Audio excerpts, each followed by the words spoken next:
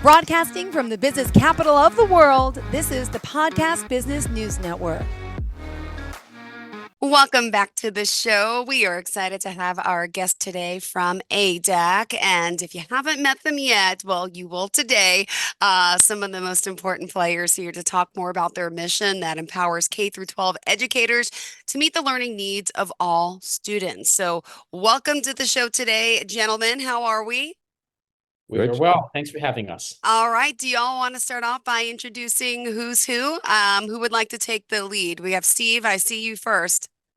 Thank you, Jill. Nice to be with you again today. My name is Steve Perla, and I'm the president of ADAC. Beautiful. Tom Olson, next up. Yes, Jill, great to be with you again. My name is Tom Olson. I'm the Chief Executive Officer of ADAC, and along with Steve, a co-founder of the same. Great. And Deacon, RJ, is it Dorney? Durney, yeah. Durney, Jill, sorry. great to see you. Deacon RJ Durney, I'm a member of the board of directors. Perfect. And last but not least, Sean. Yeah, Sean McGraw. I'm also a board of directors of ADAC Advocacy, and happy to be part of the conversation today. Perfect. And we have ADAC. We also have ADAC Advocacy, which I know, Steve, you're joining us here again. Great to see you. And you're going to remind us a little bit about, of course, ADAC's Advocacy's mission. Would you mind starting with that? I'd be happy to, Jill. And so, our mission really is to help private schools access their equitable share of both IDA and ESSA services. And what are those? Well, IDA really refers to special education, and ESSA is a whole range of programs that really provide both supplementary services to students who have educational needs, as well as professional development to teachers. So both these programs, of course, IDA and ESSA, are extremely important to our private school networks. And so we really assist them to ensure that they have access to these programs, because all of these programs are administered by the public school districts. And so you have to really establish a relationship with those districts and be able to work with them to be able to access those sources that are so critical to our students and to our teachers. Beyond that, we also assist families who are in fact having their children evaluated by public school districts to determine whether or not they have a special education need. And as a result, a lot of these families will need some help in that navigating that process. So we actually provide an advocate for that family and to really provide the support that they need to navigate the whole bureaucracy. And for oftentimes, it's a daunting task for that family when they have their child evaluated to determine whether or not that child has a disability. So that's really our focus, both at the macro and micro level. All right. Do you want to talk a little bit, Tom, about the typical client that ADAC Advocacy does serve? Absolutely, Jill. And Steve's answer to the first question almost in some ways intimated an answer to that I'm about to give. But our clients really consist of private schools, but also private school networks. Importantly, when it comes to the work of advocacy, it's important to conduct and to do that work at the administrative level of a private school, or at the administrative level of a private school network. And when I refer to network, I'm really referring in many ways to maybe terms that your listeners would be more familiar with: Catholic diocese and archdiocese. Okay. So, for example, Catholic schools offices in a Catholic diocese or archdiocese would oversee all of the schools within any given Roman Catholic diocese. And so that's a network level operation. In the Jewish day school world, there's also various Jewish day school networks as well. And so we endeavor to work with not only networks, but also individual schools. And then, as Steve also mentioned, on the child find family advocacy side, of course, we're working with individual families. And that's really where our work becomes very personally meaningful for individual families and students who are simply trying to attain for their children the services federally funded to which they have lawful access. Beautiful. And by the way, how can we reach you all? Could you share the website? Absolutely. So the website for ADAC Advocacy Foundation, which again is a nonprofit, and I know you'll be talking in a few moments to a couple of our board members who we're really happy and lucky to have serving on our board for that nonprofit. But the URL website for the URL is www.theadacadvocacy.com. So one more time, www.theadacadvocacy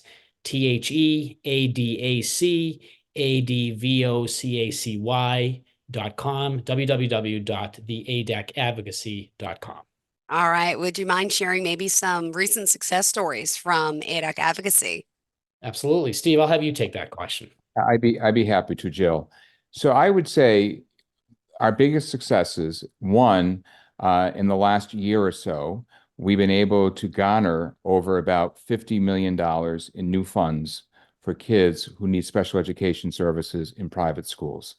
And that's over the past year. And by the way, those funds are renewable every year. So it's not like a one-time find. So that's really important. The second area that I would point out is in our work, we really try to establish partnerships with state departments of education because they really have the authority to oversee, if you will, the implementation of these federal programs. And so our intent really is to try to work with them to address the systemic issues that we identify as we work in the field. And as a result of that work, we're now beginning to do joint trainings with these departments. So for example, last week, we did a joint training of public and private school leaders along with the Illinois State Department of Education. So we had ADAC personnel, the Illinois State Department of Education there, and we were training both public and private school leaders in terms of how IDA is supposed to be implemented. And we have done that sort of training in other states as well.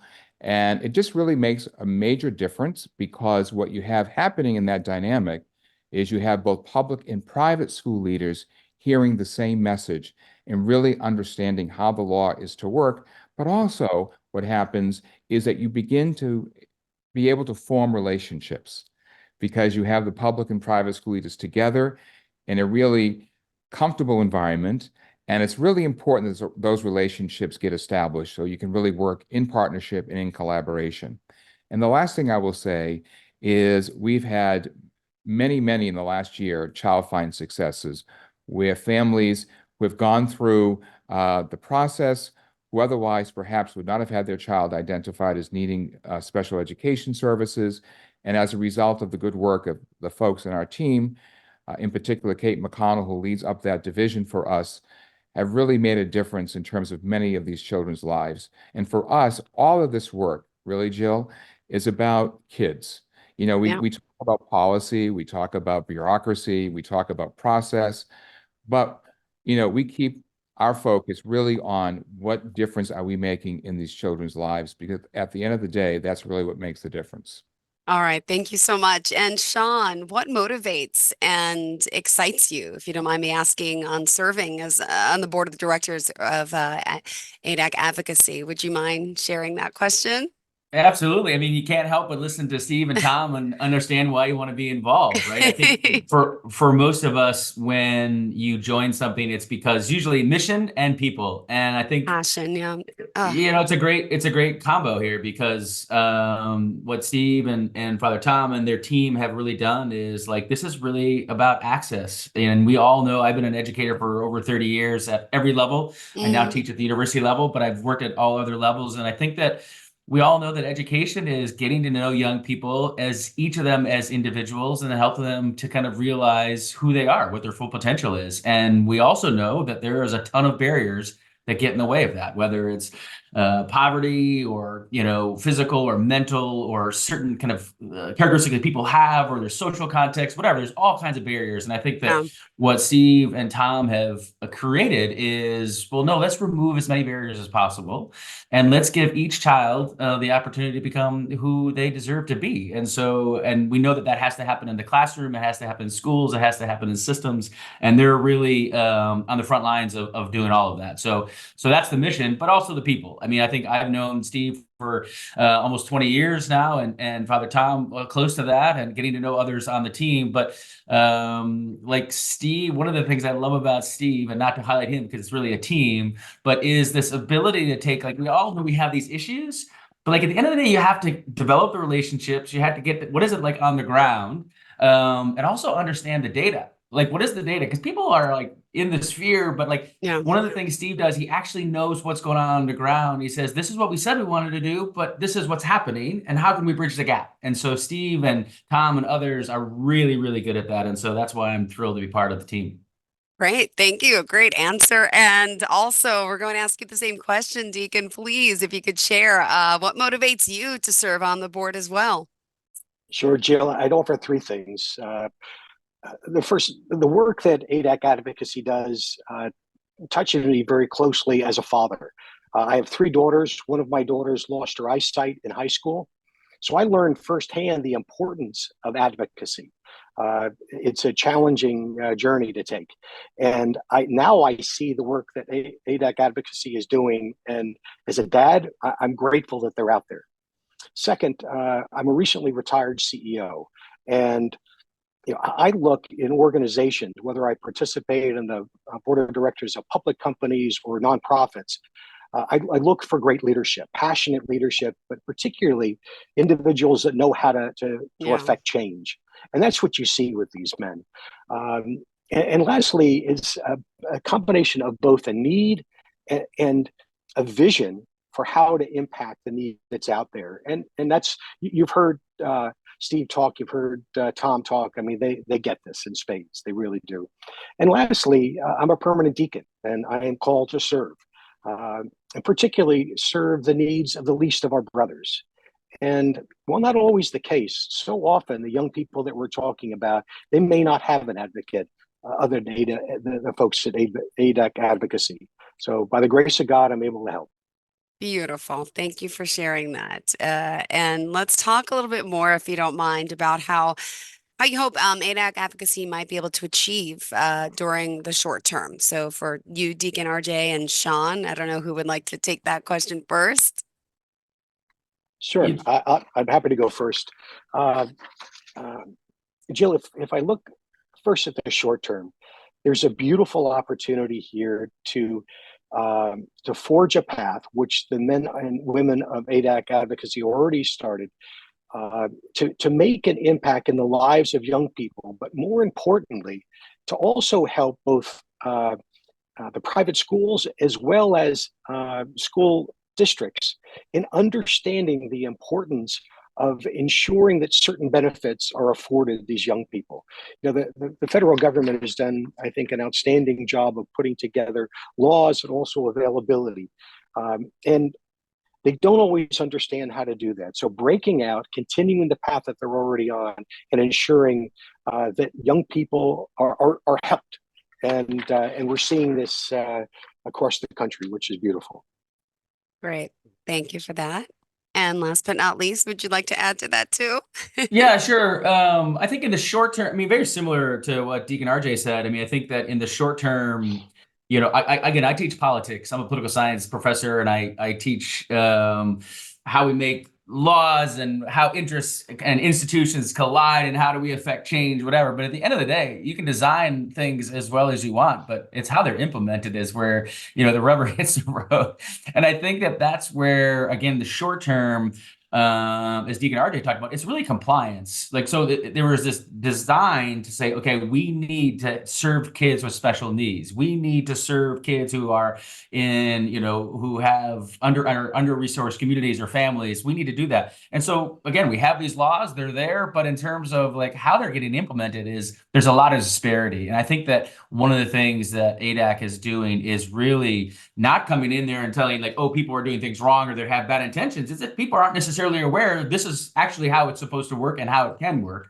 And so I think in the short term, it's really like educating people, making people aware of these are the laws, these are the resources, and this is who's eligible for them. And then you bring in the advocacy, as we've already talked about. But so for me, I think the compliance is a huge part of it. And really, as you get into it, is making people aware, but also it's changing kind of the hearts and minds and realizing, because again, institutions, the danger of institutions is we have resources and it's like a zero-sum mentality. And I think it's kind of getting people out of the zero-sum mentality to be like, well, no, let's go back to the focus on kids. How do we get the kids that need these resources the most, that opportunity? And I think once you develop those relationships and start to kind of break it down for people are like, whether it's public schools, private schools, whatever, like, oh, no, it's about the kids and we can all kind of row together. And I think that that's a big part of what ADAC is being able to do. And in the short term, that's kind of a primary goal that I see ADAC being able to influence change on. Great. Steve, how many total board members are there, if you don't mind me asking? There's 9 altogether, Jill. Okay. Yes. So hopefully And we get to meet some of them next time too. But go ahead. absolutely. I was going to say, both Deacon and Sean raised, I think, very important points. And the thing I just like to comment on is the work that we have done in the field. What we have found is really just a lack of awareness on both sides, both the public and the private schools. So the work that we're trying to do is really trying to educate both groups, both the public school leaders and the private school leaders. The public school leaders have a really good grasp on how IDA, special ed law, is supposed to be implemented in the public schools. But, Okay. their focus is not private schools. So it's understandable to some extent why they wouldn't really fully have a sense of how Yeah. this law could be implemented. And so we're trying to really educate both groups with the hopes, again, of getting these kids served. The other thing I would say, too, that we have found, Jill, is that there's certainly in some states, about 8 across the nation, there are some state laws that have been implemented. And on the surface, those state laws are actually in some ways more generous than the federal law. However, what happens oftentimes is that these state laws become somewhat of a barrier, surprisingly, to having IDA fully implemented. And unfortunately, in many of these cases in these states, our kids are being shortchanged even more so than in those places where these laws don't exist. And I could go on and on. I'm just making the point, though, that education and really understanding what's happening on the ground is really important to help these students get access to service. And did you want to add anything new that's been happening in the world of our children that are in this need that you've been helping? Is there any updates? I know it's been a little time since I've seen you, but anything that you want to share that's important to everyone? I think just maybe to highlight in very concrete terms what the issues look like on the ground. So we're doing a statewide project in Pennsylvania. And in the state of Pennsylvania, there's 242,000 private school students, and only a little over 4,000 kids in those private schools have been identified as needing special education, which means is 1.8%.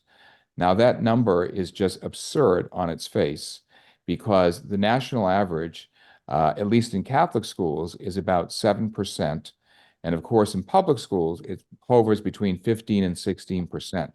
So to think that in any state where you have 242,000 kids, that only 1.8% have been identified, on its face, there's a problem. To make it even more, I think, clear, in the entire city of Philadelphia, the data is suggesting that there's only 26 kids. I want to underscore this, 26 kids who have been identified as needing special ed in all the private schools in Philadelphia. That is Wow. absurd on its face. And I just point this out because I think it just really highlights the challenge that we have. So that's what we're working with, and that's what we need to change. And I Yeah, and think I want to raise the point that Steve has made about Pennsylvania, Jill. Pennsylvania is a particularly complicated state because there's a relatively generous state law called Act 89 in Pennsylvania, which over the years, actually, Act 89 is older than IDEA by a year. Act 89 was 1974. The Education for All Handicapped Children Act was signed into law in 75. So in many ways, Pennsylvania is kind of ahead of the curve in terms of recognizing that there are students with special needs and their needs should be met and we should be serving them. In many ways, that Pennsylvania has been exemplary in that regard. The problem has been both in Pennsylvania and in other states that have since passed state-funded special education laws. There has been some conflation on the part of, again, public school officials, no fault of their own, because this stuff is confusing. But the confusion becomes elevated when state law can also muddy the waters of access. And it's too complicated and far too nuanced and probably would bore your listeners to death if we were to go into the way these state laws have a negative effect on access to the federal law. But just to state that states like Pennsylvania that are very generous, relatively speaking, to serving the needs of all students, sometimes, as they say, the road to hell is paved with good intentions, and right. And I think that's an apt phrase, because in the case of Pennsylvania and in other states where there are generous state entitlements, it oftentimes makes access to IDEA in particular far more laborious. And that's something else that ADAC advocacy obviously tries to work through and clarify. And to the points that Steve and RJ and Sean have already made, clarify for not only private school folks, but also public school folks. Because as we've said now ad nauseum, at the end of the day, we're all going to be aligned about ultimately what are we doing our work for, and that's to serve these kids. Whether you're a private school person, a public school person, a charter school person, a homeschool person, it doesn't matter. At the end of the day, it's all about the kids. And then on that commonality is really the baseline from which we then try to disentangle that which needs to be disentangled and enable access where access is not being afforded. Got it. Well, thank you. We still have some time left here on the clock. What else would you like to add for today's conversation? Yeah, I might add, one thing in terms of a longer term goal. I mean, obviously there's obviously we've talked a lot about the policy side, and I think that part of being on the ground, affecting change, and see what's there, is also to report back then. So when you're starting to reauthorize these bills, we have a better understanding of not only what the resources are there, but guess what? If we had more resources, there's always want more resources, right? But like in targeted ways, how can that affect change? And so I think that's one thing. But the other thing is, I think there's a danger is that, like, when we think of special ed in particular, sometimes it can be, education is costly, but special ed can be even more costly. So there's a sense for a lot of private schools like, hey, we can't do it. We don't have the resources, and they should just go to the public schools. And I think that part of what ADAC advocacy is reminding private school leaders that you have a responsibility and you can do it. You know what I mean? Rather than being like, oh yeah, well, it's too hard for me, let's send them somewhere else. It's kind of like, no, we can do it here. We actually have the belief and the capability, and now we actually have access to resources that you can do it, and you don't have to send them somewhere else. And so the very kids, kind of going back to what Deacon RJ said early on, like, we want to go to the margins. And a lot of times private schools and Catholic schools in particular that I've been familiar with are serving kids on the margins. I remember once being in Memphis, and someone was being challenged because they're like, wait, you're teaching 95% of the kids in the schools aren't Catholic, and you're in their Catholic schools. And the leader was like, well, we don't teach them because the students are Catholic. We teach because we're Catholic. It's part of our motivation. And I think that the danger is that we have kids that are on the margins, and we serve them in so many other ways. But rather than being like, oh, we can't do this, we actually can do it, and we can do it in-house. And now with access to resources, we can demonstrate that we can do that. And then others will be like, oh, the hearts and minds open up and be like, we can do this, and we should do this, and we will do this. And I think that's a longer term goal for what ADAC advocacy is trying to do. Yeah, Jill, staying with the long term, I guess I would add two things. First, to continue to refine this replicatable model that can be deployed nationwide. The second is to state what we all know. The federal government, particularly Congress, they're continually in need of discipline experts. And I think what we've heard today from Tom and from Steve is clearly they are. And what we need is them to work with Congress to help eliminate barriers to parents in private schools being able to equitably access IDEA funds, so that's individuals with disability education, and ESSA funds, which are Every Student Succeeds Act. Making sure that all of these kids, each of these individual students, have the opportunity to access these funds, and that needs to happen at a congressional level. And these are the folks to do it. All right, in our last 3 minutes together, what else did you want to add for today, everyone? Well, just to play off what Deacon just mentioned and Sean, the idea of working with Congress is very important, because we had conducted a national study on behalf of the Bishops' Conference looking at IDEA nationwide, and all the work that we're doing now in about 20 states at the moment. We just have great data. Yeah. When we go to Congress at some point, when they in fact take up reauthorization, because they are going to be taking up reauthorization perhaps after the presidential elections, it won't happen prior to that. And this will be a very important moment because I think we finally have some really good on-the-ground data that can make a difference, because there are a lot of barriers inherent in the law. And I think at this juncture, I think we have the experience, the data, that we can really help educate Congress to revisit, some of these barriers and really amend them and modify them and make sure that these kids have real access.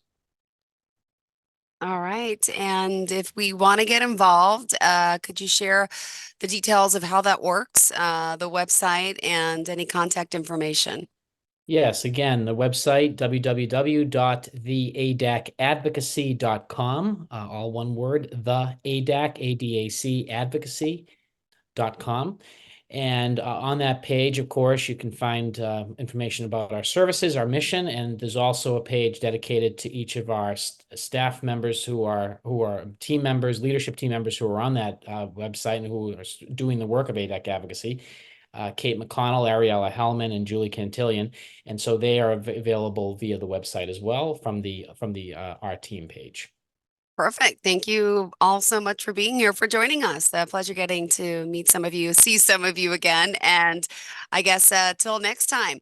What is our topic for next week? Do you happen to know offhand, Tom? Yes, Steve? it's social emotional learning. I believe that's our final episode with you folks at PBN. Already? Oh my God. Yes, Was what, like 10 episodes? It's been a while. 10, 11. We have 11 episodes, and Oh I just my want to goodness. commend and convey to you, Jill, and to your team at PBN how much we've enjoyed. ADAC has enjoyed participating in this 11-episode podcast series, and so we're looking forward to going out with a bang next week with Diana Schlosser, who's on our team, who works on the ADAC, the for-profit side, with one of the social emotional learning services that we provide to private schools throughout the country. So we're looking forward to that final conversation with you next week. Same here. So ADAC Answers will be back next week. Thank you again for this, everyone, and looking forward to that conversation. And thanks for all the insight and input. And, as a host, as a mom, as just a person learning so much about all that you do. It's fascinating with all the help. And I know children are super important to all of us. And I appreciate you all being here and everyone that I've met so far. So thank you so much. Have a great day. Okay, gentlemen? Thank you. 1 in 5 children in the United States have learning differences, making it more challenging than ever to be a teacher or school leader. At ADAC, we empower K-12 educators to meet the learning needs of all students through customized professional development and coaching services. Learn more at www.theadac.com. That's THEADAC.com. Are you looking for even more of the podcasts and hosts that you love? The Podcast Business News Network is proud to announce that you now have even more ways to listen live. Check out the MyTuner Radio, online radio box, and Simple Radio apps on iOS and Android, or find us online. Search for Business News Network on mytuner-radio.com, or search Podcast Business News Network on streama.com and onlineradiobox.com/US. Take your podcasts on the go and don't miss a minute of the action.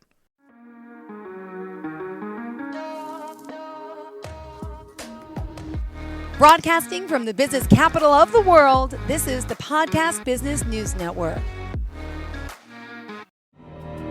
For nearly 2,000 severely injured veterans, everyday life has become filled with barriers. Day-to-day simple tasks can become pretty daunting. I have to carry my chair up 2 flights of steps or have somebody do it for me. What scares me the most is just the falling. When I'm struggling with my house, I think, to have that one great barrier just knocked down, it's crucial. Home for Our Troops is a wonderful nonprofit that builds a mortgage-free, fully adaptive, handicap-accessible house. And there's no catch. It'll be our very first home that we've ever owned. This is a game changer. This is where your life begins again. We need you to join us in completing this important mission. Please visit hfotusa.org and help build homes and rebuild lives. Because of you, everything's going to be okay.